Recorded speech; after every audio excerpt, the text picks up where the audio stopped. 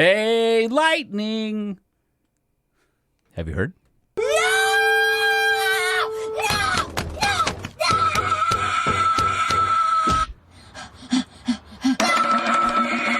Nope. The Truck Show. We're gonna show you what we know. We're gonna answer what the truck. 'Cause truck rhymes with the Truck Show. We have the lifted, we have the lowered, and everything in between. We'll talk about trucks that run on diesel and the ones that run on gasoline. The Truck Show, the Truck Show, the Truck Show, whoa, whoa. It's the Truck Show with your hosts, Lightning and Holman.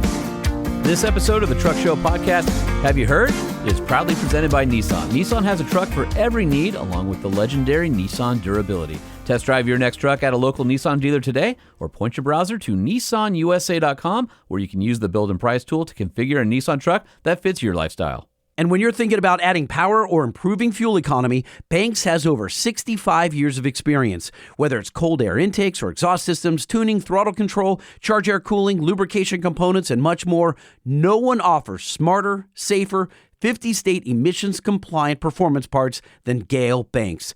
You'll find the best engineered parts for your truck at bankspower.com. And when you're looking for quality, full synthetic lubrication for your truck, AMSOIL has you covered with motor oil, lubricants and protectants, grease, additives, and more. AMSOIL synthetic lubricants deliver wear protection, engine cleanliness, and fuel efficiency that conventional oils simply can't match. Find out how AMSOIL synthetic lubricants can save you money and time by helping your vehicles run better and last longer than with conventional oils at AMSOIL.com. When it comes to lubrication, AMSOIL is the leader in synthetics. There has never been a better time to buy a retractable bed cover at EGR USA.com. EGR just kicked off a huge sale. You can get up to 30% off plus a rebate of $250 on all manual roll track bed covers.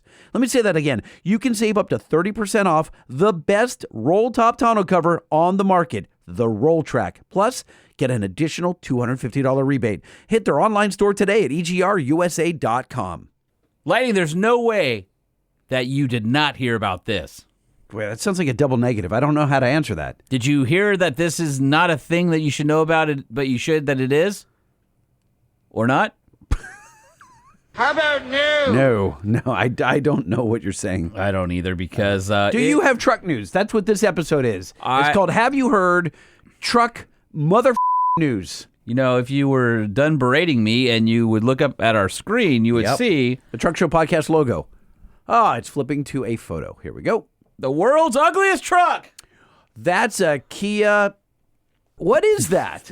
What is that? New That's a Kia Tasman pickup that we've been teasing. Now that the camo's off, it's been revealed, and it should be reviled. There's no way that's real. Is that real? No. Yep.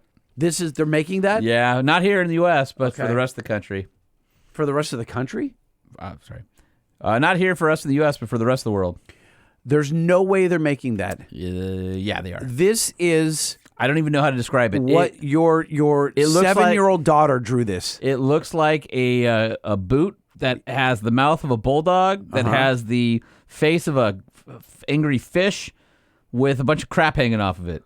Everything is wrong with this truck. Let me say it this way. What is up with the fenders? Why are the fenders misshapen? Why are the wheel wells misshapen? If you hated the Cybertruck, you will now think it is a piece of industrial art worthy of the, was it the Guggenheim or something? Uh-huh. Yeah. Everything about this is absolutely wrong. That is the ugliest front end I've ever seen.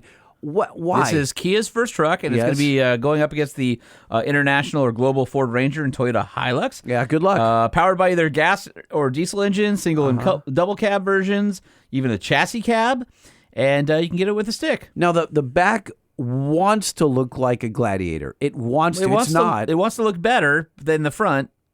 What? I think it's better because this is better going than coming. No, wait a minute. Hold on a second. What's wrong? Those fenders, I can't even describe to you how ugly they are. What is happening there?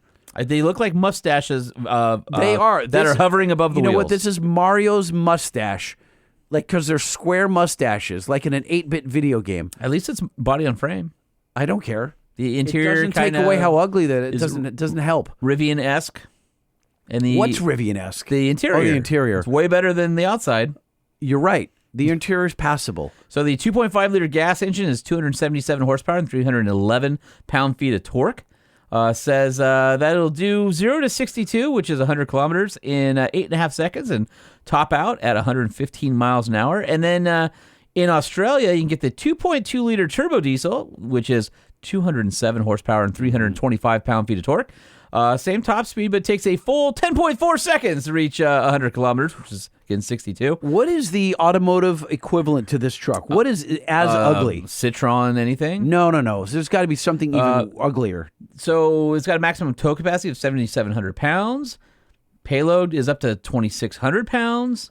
It's got double wishbone front suspension and a solid rear axle with leaf springs. I think that this is forward probably water got, up to 31 inches. This has got all the accoutrement that any truck owner would want. The accoutrement that you will need. Accoutrement! But it's just god-awful looking. How about you say at least it doesn't look like anything else? Can you give them props for that? Yeah, they've done a nice job. They have. The one place I could see this is like safari, like in Australia or something, but I can't wrap my head around the side profile of this thing. How about the front? The front's equally as No, it's horrible. awful. I'm trying to think of what the front looks like. It's an animal with the eyes that are too far apart. I don't know. It's a hammerhead shark. No, you know what it is? But is with the nose of a pug, it's a pug. It was a fish that lived near the nuke plant. Yes. Out discharged. That's and the then- one. Yeah, That's it. It's the one in The Simpsons. Yeah, the three-eyed fish. It's hideous. I wish that Kia logo were bigger on the tailgate. Oh wait, it's the whole tailgate. At least you know what it is. They should not be proud of that. That is. There you go. There's a African oasis picture for you. Look better there. No, that is so weird that they made this. It's What in the world? It's awful. All right, in other news, Katie You guys, Lighting. you're going to listen to me. You're listening, guys. While you're listening to the show, Google this. Kia Tasman. Kia Tasman, and you're going to go like, Yeah. holy shit, it's everything. It's as ugly as they're describing. Got a lot of swearing on this episode. Yeah, I can't. I'm tired. All right. It's all going to come out. Hey, Lighting, have you heard? No! I don't think so. The Arizona Proving Grounds in Yucca were basically, they're selling it.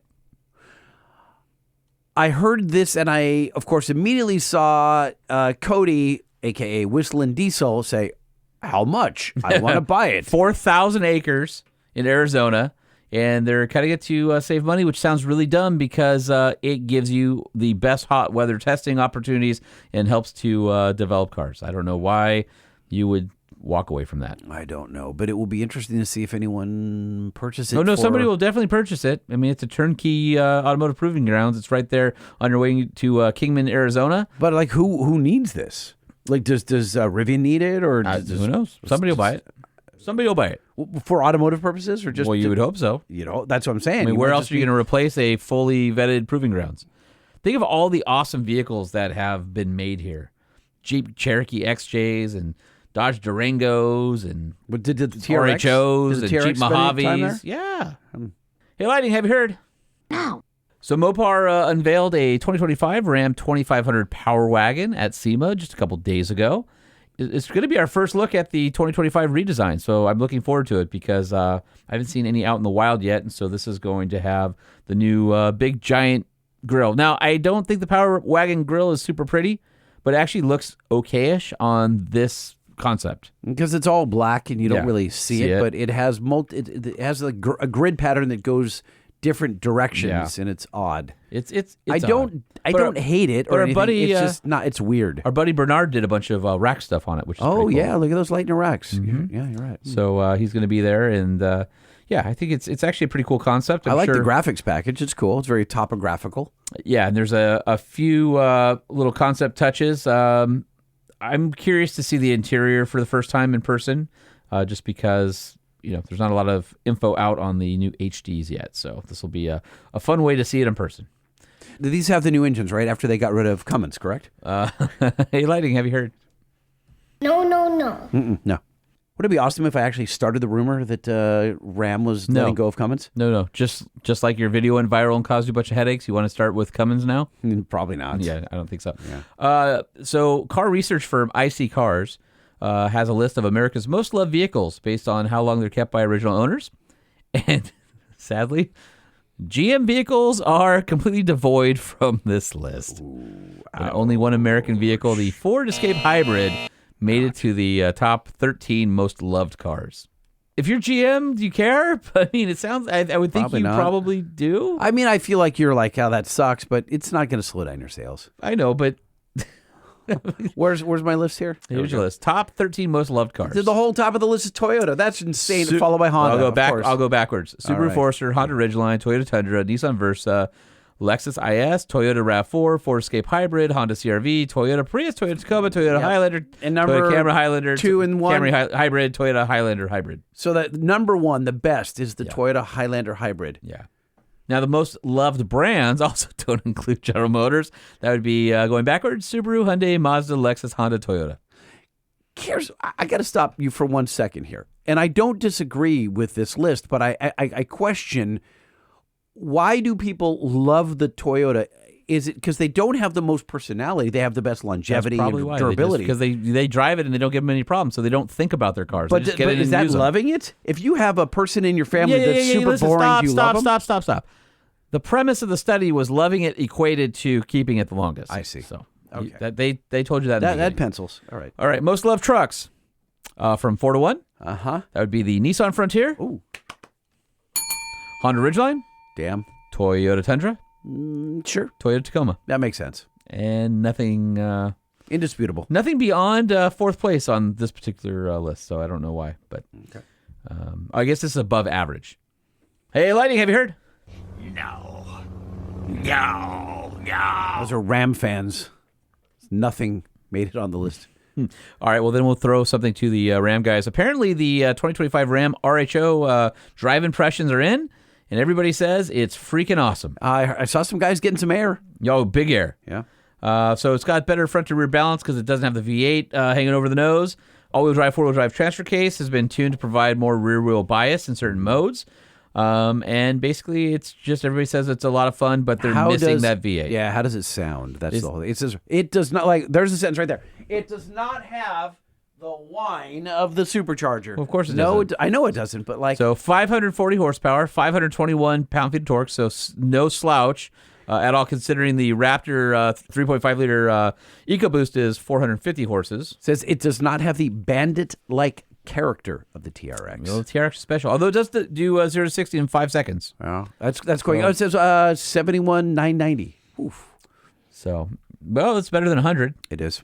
It's also a lower starting point than the F-150 Raptor. I wonder what's going to happen to the price of the TRXs once they're done. I think they're they are donezo. I mean, they're donezo. They're donezo. They're not making 24 was last year? I thought 25 was last year. No, done. RHO replaced it. Okay, that's right. New vehicle. Okay. So interesting. It'll be interesting to see if Lightning made a good choice or poor choice economically. Well, it depends if you're going to sell it or not. If you're selling it, you probably did a good choice in about 6 months. So anyway, there's a really cool RHO in the Mopar booth. They also added a bunch of things like stickers to it and 5-inch dual wall tip exhaust. Those are hideous. Listen, I like the truck, but the Ram bar, which is the headache rack thing, whatever, is so ugly. I can't wrap my head around how people like that. Yet, if you would have gotten one, you maybe gotten one. What? Gotten one, you could put a zip tied a piece of plywood across from the uprights and I'm protect your rear window. I get it, but no, I think this is not good looking. It's like a great modern truck that you've just strapped a piece of bent tube over it. It's just weird. Good for customers. They don't have to do anything with that. Yeah. Hey, Lightning, have you heard? No. Things at Volkswagen aren't great. They're talking about closing up to 3 factories in Germany, could lay off tens of thousands of employees. Basically, the automakers are facing pressure because of costs, and they need to reduce them. There's tepid demand around the globe, and competition is increasing. And then also, the globalist agenda is not being kind to car companies. So I think Ford, some other companies, especially in Europe and the EU, man, they're looking for alternatives like crazy right now for plants and stuff. Look, it's the governments of all of our countries. Hate us. they're pushing the auto manufacturers hard to go EV. And EVs are, we push back collectively as a society. And they hate us for it. And they are not selling cars. And now they have problems. So good on us that we stood our ground firmly. Hey, Lighting, have you heard? No. The Kia Tasman will be available in a chassis cab. That is Betterish because it's tone on tone. The fender still, I can't explain this fender. Go Kia Tasman on your freaking Google and laugh with me. That's bonkers that they're making this. I don't even hate the fenders as much as I hate the front. You know what that is? It's like a Art realized what Deco this locomotive. is. No, this is your grand uncle Joey, and he's bald on top, but he's got the hair on above his ears. It's crazy. It's an old bald man. Are you saying that thing looks like Dr. Phil? That's exactly what I'm saying it is. He's the automotive equivalent of Dr. Phil. So Scout's already teasing that they're planning a third model. That's great. And I will tell you that after we did the last Have You Heard Truck News, I went deeper on the Scout website, and I have to say it's the only thing I've seen that would make me even consider Taking away your $100 Tesla Cybertruck deposit and putting it on Scout? I've ignored that. That's gone. I don't. Okay. That's like gone. I just flushed that money. Do they ever give you your money back? Never offered it. Nothing. There's no correspondence. That's like, I don't like your truck. I want my money back. By the way, I want to give it to Scout. I don't even know where I would go to get that money back. I mean, I suppose I don't know, but it's reverse gone, your credit card. I didn't get my truck out of this. I don't know. My thing about the Scout though, it's the first one that makes me think like, is the TRX a lifetime ownership truck? Like, will I have it forever, or is the Scout the one that gets me over the edge where I try electrification? This might be it. Well, there have been hints from people saying the third model will be part of a different later phase, but could involve a two-door Scout with a removable roof to compete against Jeep and Rivian. I wouldn't be interested in that, but that's a new thing. I think they're smart because I think it is smart. Jeep's going electric with the next JM. So, did we break that news? Do we know about that? Yeah, Are you breaking the JM? It's out there. Okay, It's out there. I think that's a really good move for Scout. It's not my cup of tea, but I think people will dig it. I'm still as excited this week as I was last week. Yeah. Even though I think it does not look like a Rivian. Hey, Lightning, have you heard? No. I don't think so. You know it's more polarizing than that last little election thing we just had? No. How about a 2001 F-350 7.3 5-speed manual with 8,000 miles for $75,000? The one that you talked about on our last episode? Yeah, I put it up for a vote. Yeah? My wife voted down that proposition, so it's still available. The Truck Show Podcast is a production of Truck Famous LLC. This podcast was created by Sean Homan and Jay Tillis with production elements by DJ Omar Khan. If you like what you've heard, please open your Apple Podcast or Spotify app and give us a 5-star rating. And if you're a fan, there's no better way to show your support than by patronizing our sponsors. Some vehicles may have been harmed during the making of this podcast.